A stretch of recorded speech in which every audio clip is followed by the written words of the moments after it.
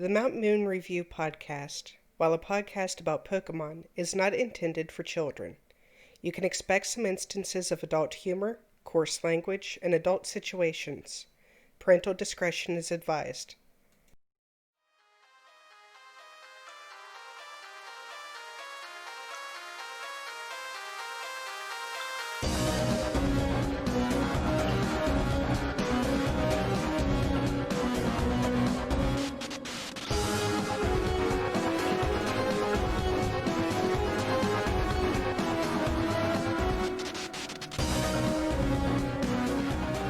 Hello, everyone, and welcome to episode 55 of the Mount Moon Review podcast, the only Pokemon podcast that can revive itself without a revive. I am your host, the Raspberries, with my co-host, the Blue Duck Gold Duck, bringing you all the information you need to know that you need to know about the world of Pokemon that's happened in the last, Duck, month and a half? I tried to get mostly current stuff for the. Oh my gosh. So we went from being a weekly podcast for a year. We went. I mean, so much so that we even were recording from hotel rooms on the road, recording from just weird locations. Sometimes we had to make them up. Sometimes we were a couple days late, but we still had a weekly podcast. And then all of a sudden, we just kind of went off the grid. Would you care to explain yourself? All right. So if you listen to the last couple episodes, you know I got that new job. 12-hour shifts, different days of the week, switches from days to nights, like 5 a.m. to 5 p.m., but whether it, you know what I mean? It's hard. It's not physical labor. It's all in my head. But I get home from work sometimes and I just pass out because my brain is tired of thinking. The last thing I want to do is look at a computer screen. And then I just felt this pressure to, I sat down to type the next episode out a couple times in the last month. But every time I did, I'm like, there's no news. There's nothing to talk about. And then I just kind of internally shut down and I stopped even replying to you on our on our group messages. So the entire Mount Moon crew, which consists of myself, Duck, Sadar, and Buki, or Buck Grundle, whatever you want to call him. We have a group chat that we bounce ideas off for all the different shows and different things that we do. And the group chat all of a sudden consisted of us like, is Duck dead? Like, we even started just posting videos of ducks, just trying to get his attention. He just off the grid. I mean, gone. So it's glad to have you back, Ducky. Yeah, I'm glad to be back. I think we got something a little bit more manageable planned out and a little bit less pressure, a little bit more low key. Well, see, and that was the other thing too, is when we started this podcast, we were both heavily invested in that we each had our own leagues we were running. We were each doing major tournaments. We'd go into the world championships. I mean, you name it, we were doing it. Pokemon has shut down. And for those of you that are not aware, they have shut down for the rest of this season as well. So that's basically 1.5 seasons gone. So there's not a whole lot of stuff coming out because Pokemon's not really doing anything. Yeah, that was actually something you're talking about. They chose to extend the shutdown further into 2021, right? I think if I read the press release right, the rest of the season's been nixed. Okay, yeah. I mean, so yeah, there's no Pokemon. Pokemon's dead, folks. and that's the thing. I think it's going to be very, very difficult for them to bounce back from this, because Pokemon wasn't the most popular TCG out there.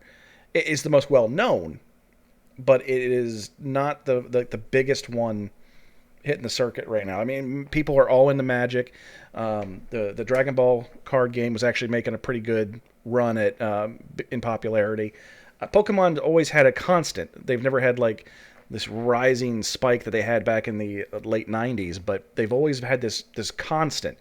But now, with everyone being out and people kind of losing interest and going on to other things, I don't know if this is going to be like something that's going to be easily brought back within.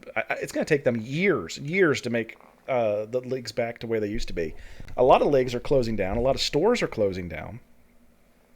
So the leagues are all disappearing and drying up, and the system they had for distribution, I think, is going to have to be revamped entirely, which they had already started to do. In that they weren't sending stuff directly to the professors anymore; they were sending them to the stores. But then again, you had stores that were doing shady stuff with them, so I don't know if that's going to stay in effect. And it's just it's going to be a very, very tough road for them to push back, I think. Oh, and here's something that's kind of nuts that I never would have expected them to do. I've been talking to the owner of the store where I ran my league, and I'm like, hey, I'm not going to be able to do it. Like, I'm not going to have consistent Wednesdays off anymore. You gotta take over. So I'm like, I'll order everything, I'll do all the reports or whatever until you get certified, but I'm not going to be able to be present there. And which is allowed. Yes. You are allowed to have league leaders. So let me point that out. You're not doing anything nefarious. He emailed them, and they're like, yeah, sure, you can just you don't need to worry about it. You can run the league until he can do the reports. He can order everything. Yeah. Well, I did that with mine, as I actually set up league leaders. I thought your league leader had to actually be a professor, though. No. League leader can just be someone who works under the professor's license. I did that with the guy that now actually is a professor and is running that league. He was a league leader before he became a professor, and I had it in there simply because I got so sick and tired of people showing up and I had to put their damn numbers in at the beginning of a league night. I made him do it. But yeah, so no, that's fine. And then you can eventually change it over to the store being the owner, which is what a lot of people don't really realize is the professors don't, they kind of take ownership of the league, and people associate them as being in charge of the league, but the league's actually owned by the store. And a lot of people don't really realize that, is the store can look at the professor and say, yeah, we don't want you here no more, bye. And we're in charge of the league now. And they can do that. Well, it's not nothing malicious or anything, but that's pretty much what he did. Like, hey, my professor's not going to be here now, but I still want to fully invest in the Pokemon TCG, so keep sending me stuff. And they're like, sure. Yeah. Well, at this point, they're probably like, yeah, anything you want, dude, as long as you keep us in mind. Because, like I said, with the biggest thing with the TCG was, having those mass get-togethers where people were, working for an objective is to get to a regionals or to get to an internationals or get to a worlds, and being that you can't have group gatherings anywhere, and in certain states you can't even have the stores open right now. And that is still in effect in some places. I mean, what is it up there? You guys are in like a weird area right now because the courts got involved and ruled that you're shut down unconstitutional, which, yeah, whatever. So Walmart is 50-50 on masks or no masks.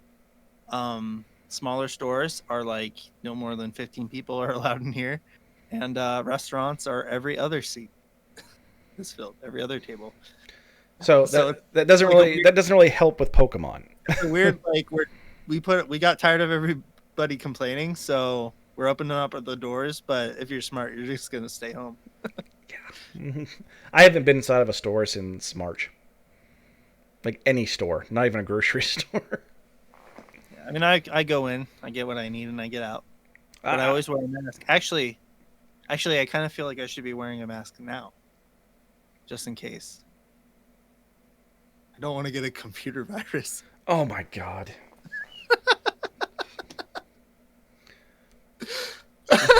Say it. No. That's a bad duck. Bad. That was a good one. No, it wasn't. And you didn't say anything because you knew. You knew it was coming. I'm back, baby. Let's get into the VGC. Go ahead, All Duck. right. So this is old news, but I really want to praise Pokemon for doing this. This is something I felt like they should have done a long time ago. They created a ban list for their online ladder, and it's not just legendary Pokemon. It's the most used Pokemon from the previous series. So like Togekiss, which has made a gigantic splash in the meta since, it's always been really good, but it's banned now. You're not allowed to use it in the like online, like when you go to the versus ladder in Sword and Shield. Rillaboom, which after it got its hidden ability was just completely ridiculous and OP. Yeah. You know, they created a list, and that I think that makes the meta more healthy. There's more teams that are viable now because they don't have to worry about these 6 threats or, you know, these specific group of Pokemon that are ruining everything for certain Pokemon. You know what I'm saying? Or just ruining the game in general. Because, I mean, the fact is, it used to... Sucked. Well, it used to be, too, that when Pokemon first came out... We're talking Red and Blue days here, folks. I'm old, I know. But you would throw your link cable over and you'd play, and you had no freaking idea. It was whatever the 6 Pokemon they liked. That's what it was.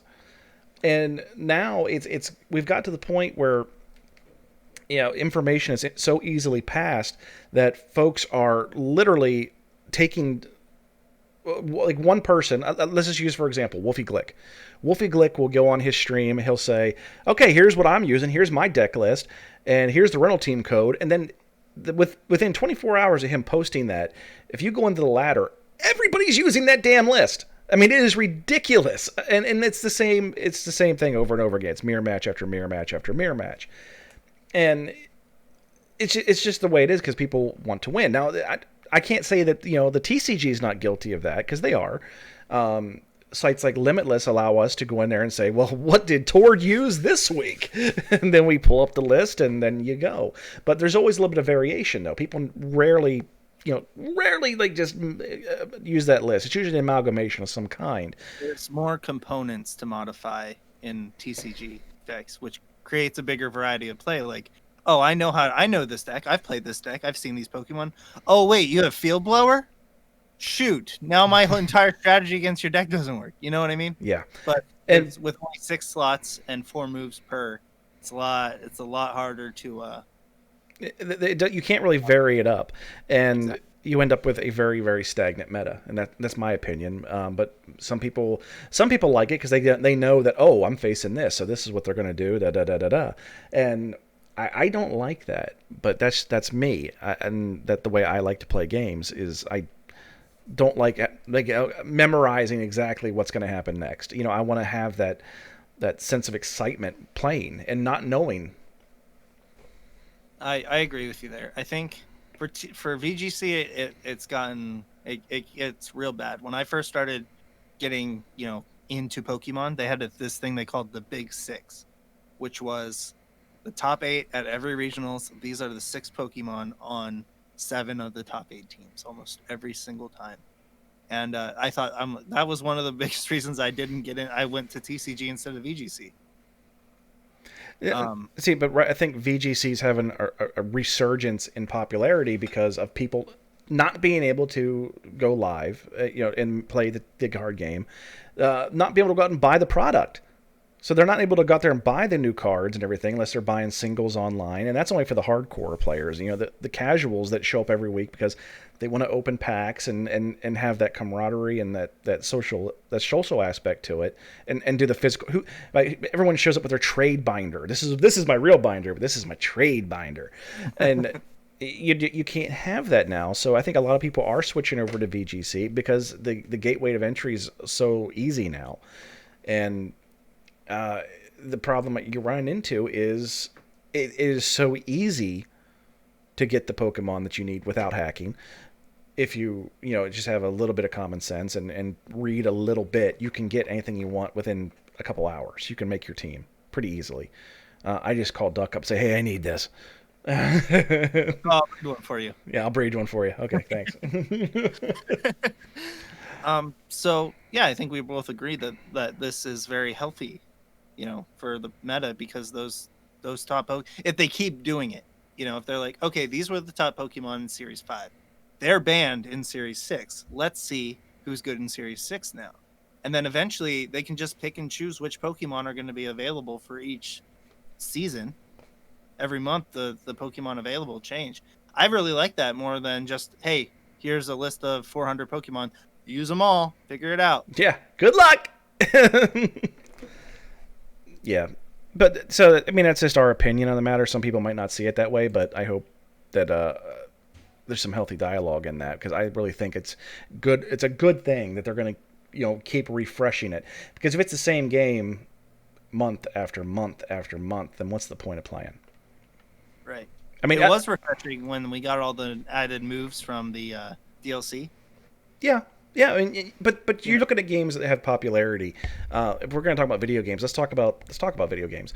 You have games like Fortnite, where every 6 weeks to 2 months is a season for them. I don't know. My kids play it religiously, but they refresh the season, they refresh the map, they change the drops, they change the different mini games that are going on, and it's retention of eyes. You want to keep people's attention on there, and if you can't retain them after a certain period, because there's certain games once you play it, you're like, okay, now what?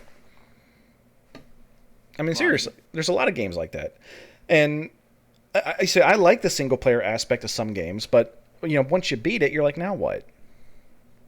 So that you have to do something to keep people interested in there, and if you're just going to say, okay, well, this is the way we've done it for now. Now we're changing the rules again. Adapt, and I think that's a good thing. Well, we'll talk about some dumb things they've been doing in the next part where we talk about the Pokemon. They released the Players Cup 2. They could have come up with a better name, but Players Cup 2. Yeah. So I think it's fine. I enjoyed watching. So the way they streamed it was really weird up until the finals. They didn't stream it. That's the thing. There was a stream. Oh, they recorded it and then streamed the recording. That's the thing. Yeah. It was all pre-recorded, and then they just had commentary over the recording. And the thing that really irritated me about it is What? Pokemon streams, like the Pokemon Company International Inc., their streams suck. Okay, they do, because there's so much dead air, and their production work is just trash. Then you got other companies like Full Grip and stuff like that. When they were doing the streams for like regionals, they were a lot more on the ball with keeping stuff moving and keeping things interesting. Whereas Pokemon goes, well, there's nothing going on right now. We didn't plan anything, so we'll just put up a screen that tells people how to play the game, because people watching the stream on Twitch really don't know how to play the game yet. And we'll have a PokeTuber who was big like 8 years ago read the rule book for you. Yeah. The guy reading it's Jay Witz. Do you remember him? No. But even with the matches pre-recorded, they were still doing that crap. I know. I could have produced them a video, and just given it to them and say, here, record your audio over top of this, and it would have been infinitely better. Now, granted, I did intern at a TV station, and I did have a weekly episodic TV show on cable television, for over a year. But nevertheless, with my home computer and no professional setup, I could have done that better than they could. And I'm usually not the person that likes to down people's work. I don't, but this is pre-recorded. It's not live. You don't have an excuse. How about here's a picture of Pikachu. We'll be back in 15 minutes. Even though it was a live, or even though it wasn't a live presentation. Exactly. But anyway, Players Cup 2. Players Cup 2. So they are changing how players will qualify in TCG. But it's going to be basically the same for VGC. Except here's the thing. It's Series 5. Do you realize why that's dumb? We're going backwards. Because the ladder already updated to Series 6. So how do you practice? You you can't, because you're placing people that are playing Series 6 decks, and you're... I don't know if... I haven't... Honestly, my girlfriend started playing Animal Crossing, so I haven't touched my Switch in a couple weeks. But... I don't know if they updated it to a way that you can practice online without somebody who talking to somebody physically who understands that this is the rule set you're using, and then you go to like the unlimited battles where you can use whatever Pokemon you want.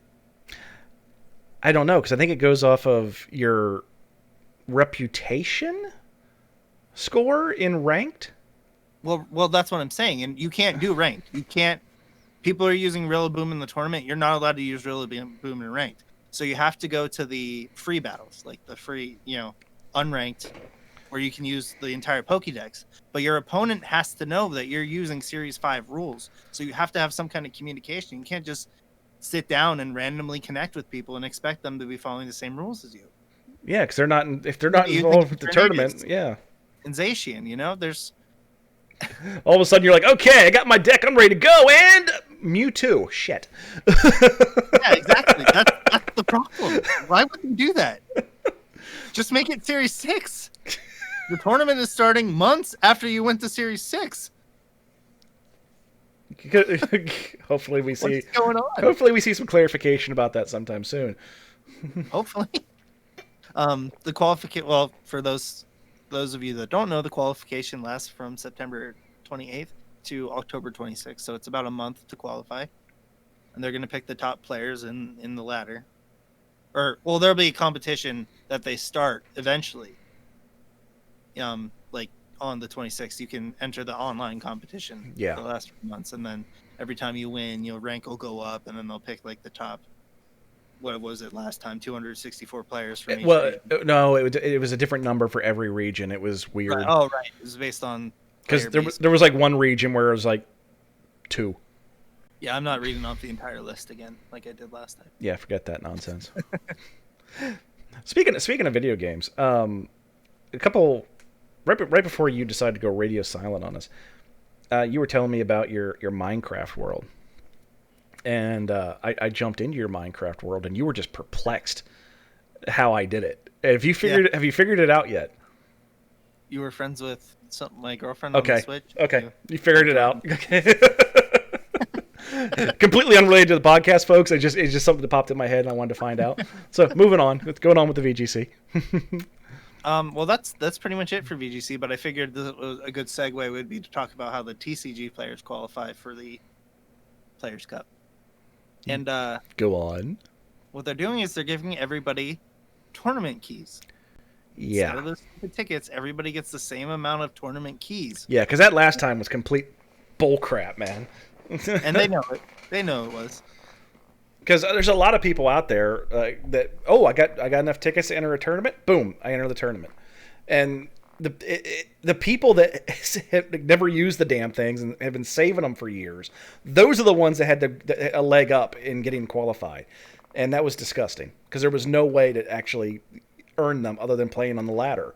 And you can only do it so much. Yeah. And that's time you're not spending playing tournaments. Yeah, because you can't play the tournament list in the ladder. You got to play the best list you can. So again, and you couldn't be in the tournament then. So it was completely busted. So this time around, everyone gets 50 tournament keys and everyone gets 50 shots at playing in a tournament. Yep. And they're going to take the top however many ever. I don't think they've actually said how many they're taking, have they? No, I mean, I would assume they didn't. I don't know if they put it out or not, but I would assume it would be about the same as last time. Yeah. And then regional qualifiers will be held in November with finals in December. Yeah, so like the North American players will, the top players that qualify from the tournament keys will then take all the North American players, they'll whittle them down to however maybe 64 each for each region or whatever, and then the finals will happen, and then it'll be the top 16 in a top 16 from around the world in a double elimination tournament. Yeah, and see, people are wondering, why are they doing this? Well, because in order to play in the TCG or PTCGO, you have to have packs or you have to trade for the cards. So what that means is you got to get the code cards. So people are going to do one of two things. They're going to be buying packs just to get the code cards, possible. But the most likely thing is you're going to have vendors who are buying up literally crates of like Elite Trainer boxes and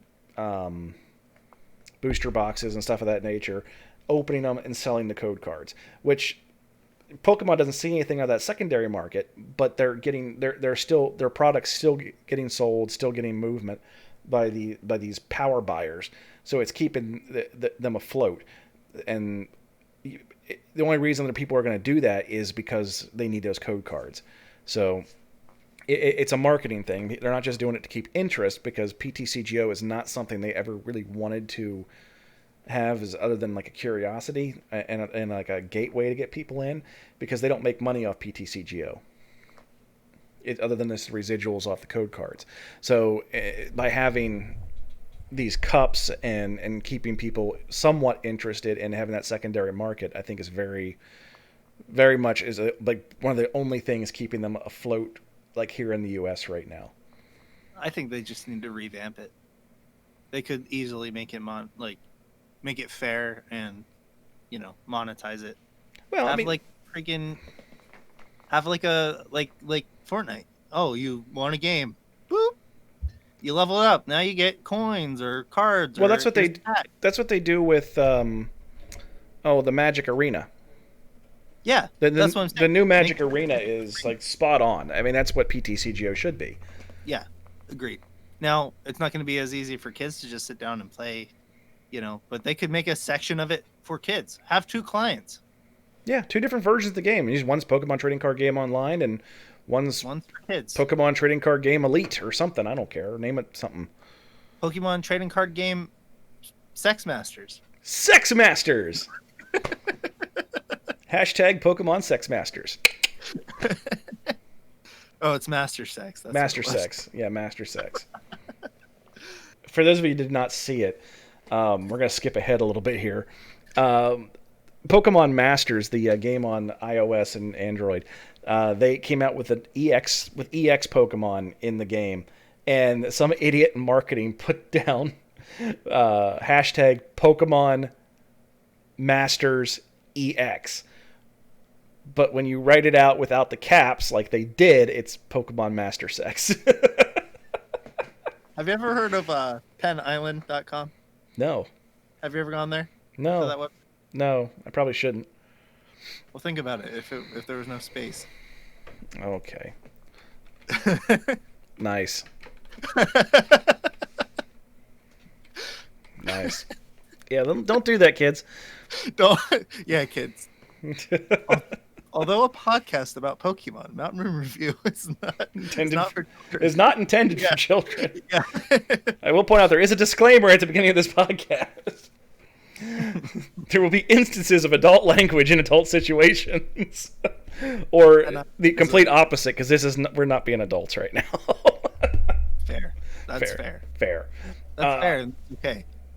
So we are going to see the finals taking place in December, which I think at the conclusion of the finals and start after the Christmas season, you'll see Players Cup 3 in January. That'd be my guess. And they'll probably just keep doing Player Cups in sequential order until they don't. Again. No, I think once we get back to having physical meetings for games, I think you'll see the Players Cups go down like once a year. That'd be my cool guess. if they still have it, and like people who win regionals aren't allowed to play in it. That'd be nice. Well, I think Magic does a thing too where, because their regionals you have to qualify for. You can't just show up at their regionals like Pokemon does. Yeah, they have invitationals. Yeah, like they have another tier below regional that is like a big tournament, and that's where and also they have points you accumulate at your bigger league tournaments too. Yeah, and you have to have X amount of points to get in, and there is events that they play on Arena that get you entry into a regionals then. So that's another thing they could do. But again, I think that's all we got for the VG side, though. If you want to move into the TCG. Yeah. So we talked about the Illustrator competition, I think on 2 different episodes now. The award, the first place winning Charizard card has been printed into a physical card finally. And it's only available in Japan if you purchase 5 packs from Pokemon Center or Target for some reason. They always do weird promos at Target, like Pokemon has some kind of weird appreciation for them. Well, I just don't think they like Walmart, but they for a while there with touching back on the VG side, when they were doing using Pokemon Pass and other things with the promo cards when we were still back in Sun and Moon, you would 1 month would be GameStop, the next month would be Target. and then sometimes just randomly there'd be a Best Buy thrown in there. The legendaries. Yeah. When they were giving out the legendary codes. Yeah, I remember that. Yeah, and occasionally there'd be a Best Buy for some reason, but yeah, it was always GameStop, Target, occasionally Best Buy. Don't know why. They always like that though. Going on. Works for me. I don't care. So the secret rares for this holiday season, the holiday set Champions Path, were all revealed so far, and there's a secret rare Charizard, full art Charizard V, and it's black. There's a shiny Charizard in the set, guys. So expect the set to be gone before it hits the shelves. Yeah, that's gonna be one of those deals where everyone's, I haven't found any yet. And then you got the moron who does find them at their local Walmart and then puts the word out, and everybody and their mother swoops in, descends, and buys them all. They go back the next day. They're all gone. No shit. So do you know what the shiny Hidden Fate set did? What'd it do? That promo you get in the Elite Trainer box, I heard it was over $50. So essentially, the Elite Trainer box was free. Brilliant.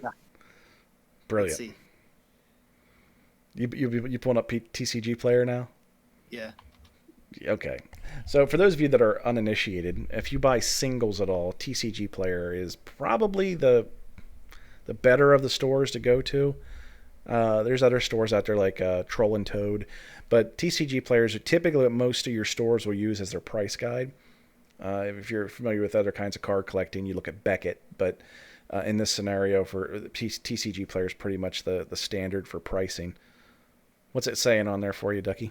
Right. So TCG Players has it listed as low as $23.50, but market price is like $44.99. So it's coming down. It's coming down, but like that's how hard. I mean, it is a good looking card. It's the mosaic, painted glass promo. Yeah, I mean it's a sharp card, but typically the cards you see that go for those prices are the ones that are useful. Not a promo. And not a promo. There's something about Charizard cards, man. I don't know. People like Charizard. It's good. It's a good looking Pokemon. What can I say? Moving on. But yeah, expect these packs to be really hard to find because that secret rare Charizard is going to be insanely expensive. Insanely. So last thing I want to talk about, a little bit of the discussion about ADP, but also I decided to buy back into the online codes and start playing TCGO again. I did see that you like sent me a screenshot. Like I did a thing, and it was like 300 some packs or something. Yeah, I found somebody to sell them for very, very, very cheap. And then when I was in the store buying them, a guy walked in and said, "Hey, anybody trying to buy packs, code cards?" I'm like, "Yeah, what do you got?" And yes, please. I'm like, "Yeah, that's exactly what I'm here for." How it's like fate. So I bought all his packs too. Nice. At the dirt cheap price. And the store didn't throw you out? Nope. That store owner is actually pretty. He knows we're gonna go out in the parking lot and sell it. Yeah. So he's fine with it, and there is a certain etiquette to it. There is a certain etiquette to it. Now, I don't stand by the counter, folks, and wait and hear what the store owner is gonna. I'll give you $10 for that, and say I'll give you 11, because they will throw your ass out on your ear. Okay. But if the person decides not to sell it to them, they come sit down at the table. Say, listen, I know you wanted more. I'll give you this, and if they accept it, take your ass outside and do it. Don't do it there in the store. It's just a respect thing for the store. Mm-hmm. So yeah, I was watching the championship of the Players Cups, and I was looking at the decks. Eternatus VMAX, Scentiscorch. It's basically the format that was around when I started. The EX, the end of the Mega EX era. Yeah. That's what this format feels like. Control is present, but it's not overpowered. There's no card there's no control deck where I'm like, I'm not gonna win if I don't tech these counters to it. Yeah. You know what I mean? That's how it was before. But then when you got stuff like Garbodor that controlled you by punishing you for playing your deck, or cards, things like Sylveon that completely always kept your turn, controlled you by making your last turn irrelevant. That made the format less fun for me. But this format, they started to ban the control cards, and the big hitters are like the next generation of the cards that were around back then. Eternatus is Mega Rayquaza. Centiskorch, not as close to Gardevoir as I thought, but Close. It's close to Gardevoir. It's like Gardevoir and Charizard combined is what it is. And then even now we have this new Sandaconda deck people are talking about, and that's Tapu Bulu, which is the deck I've seen the most success with. So I'm really excited for this format. The only underlying problem with the format is Arceus Dialga Palkia. Which is the most hated card in every online forum in creation. Yeah. So I don't think it's necessarily that Arceus Dialga Palkia is that overpowered. The problem is it shares an energy type for its attack with Zacian V, which is another arguably overpowered card. So the fact that they can both be in the same deck and they don't have the consistency of running too many, or they don't decrease their consistency to run multiple energy types. It throws everything off. It makes that deck way too overpowered. But even that being said, it wasn't in the top place of the Players Cup. No, it actually wasn't. This was just kind of surprising too. But It was still a steel deck. Zacian was there, but it was actually built around Lucario and oh my god, Melmetal. Yeah, Lucario Melmetal tag team. The top, the finals of the tournament was 2 mirror matches. The exact two like best friends playing the same exact list. that's funny. Figure out how to break the format, and that's what they did. And they sure did. And it's still kind of funny that when this first happened, there's a Pokemon judge. It's pretty well known. His name's Will Post. He posted on Twitter about ADP. Well, people don't. It was funny because he actually tagged ADP, and that company then was just flummoxed as to what the heck was going on, because they were getting inundated with all these direct messages and tags for Pokemon, when ADP is a company that makes like time card solutions and devices for punching in and out. That's funny. So that was kind of funny that it happened, but people are still doing that occasionally, and it's kind of amusing. But if you go on anything like your Verbanks or Reddit, so that stuff of that nature, everyone's just like ban ADP constantly. That's all you hear is ban ADP.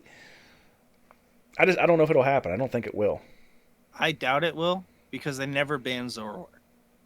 Yeah, and people love Zoroark. I hated Zoroark, and I don't think ADP isn't as annoying as Zoroark was. There's a clear-cut strategy to beating ADP. The problem is decks that can't do it, you can't play them. Well, okay, for the people that are been out for a little while maybe and listening, what is the hang up with ADP? Why do people hate it so much? So it's GX attack for 2 energy. Which is odd to begin with.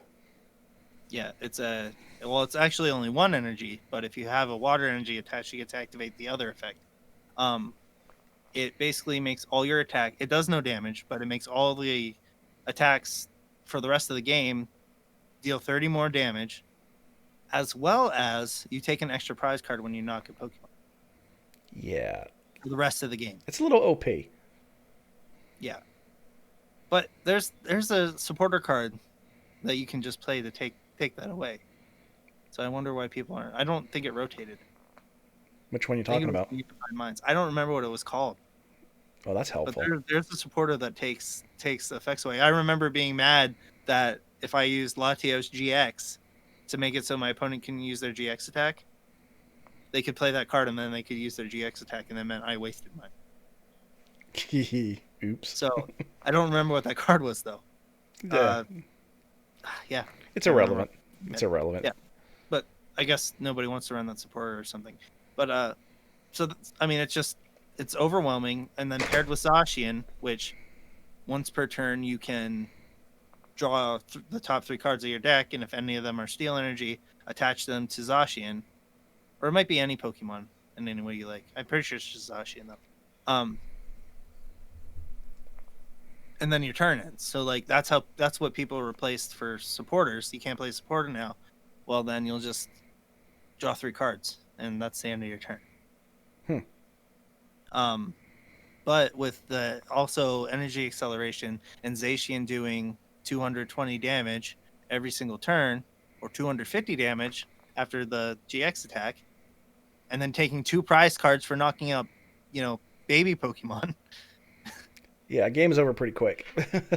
Yeah, it's just, and see, I don't know if it should be banned or not. It's good. And there's pro players like Omnipoke has made videos about saying we need to ban this card. I mean, if he's saying it, I'm fine with backing him up. But I don't know. They in history they have not banned cards like that because there is a way to beat it. Yeah, they will ban cards, but there has to be something that breaks the game mechanic.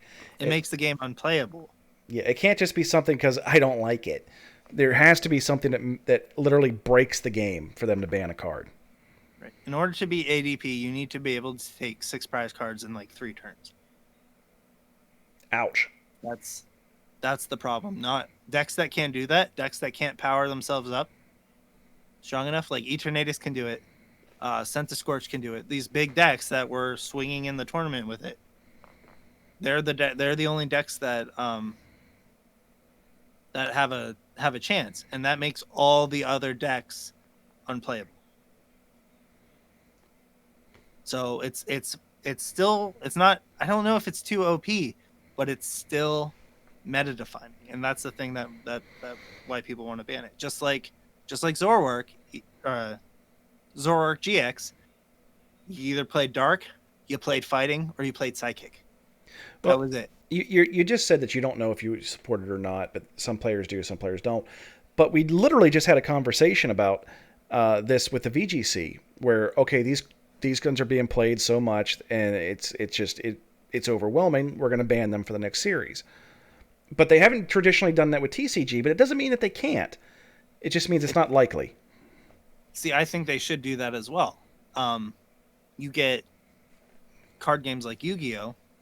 Yu-Gi-Oh! Bans their best cards every season or however they break up. After one Worlds, 50% of that deck is banned. Dang. But that also means they don't rotate. Their cards don't rotate. There's cards that came out 15 years ago when Yu-Gi-Oh! Came out, and you can still play them today. I'll use my crumpled up Dark Magician. Yeah, Dark Magician is never going to get banned. my blue eyes. Blue Eyes got banned. Oh, did it? No. But the Blue Eyes support cards got banned. I've never played Yu-Gi-Oh. They made Blue Eyes a little bit over OP a couple years ago, and it won Worlds, and then they banned all the cards that made it good. Nice. Yeah. Do you have anything else for us, Ducky? That's about it. Are we have a podcast next week? I don't think so. Probably not next week, but in 2 weeks. Yeah, we're probably going to go to a 2-week format, just because right now there isn't a whole lot to talk about. I mean, with not being really a TCG right now and the VGC, the Players' Cup hasn't really kicked off yet, other than the fact that they still got to fix what the hell the rules are going to be. There's really nothing there. So the Mount Moon Review podcast isn't going anywhere. This was the flagship of the Mount Moon Crew channel, and it's not going anywhere anytime soon, as long as we can keep Ducky on task, and from not going bloody insane over his new job and his insanely stupid work schedule. It's a lot of money, though.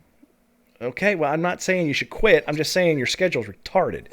It's a dumb schedule. So, that being said, make sure you subscribe and you hit notifications, whether you're watching this on YouTube. Right now, we're streaming this live on our Facebook channels. But everything does get uploaded to YouTube. But you can also listen on Spotify, Apple Podcasts, a couple other places that popped up, or you can just listen straight on Anchor, which hosts our podcast. So if you have nothing else, Duck, get us out of here.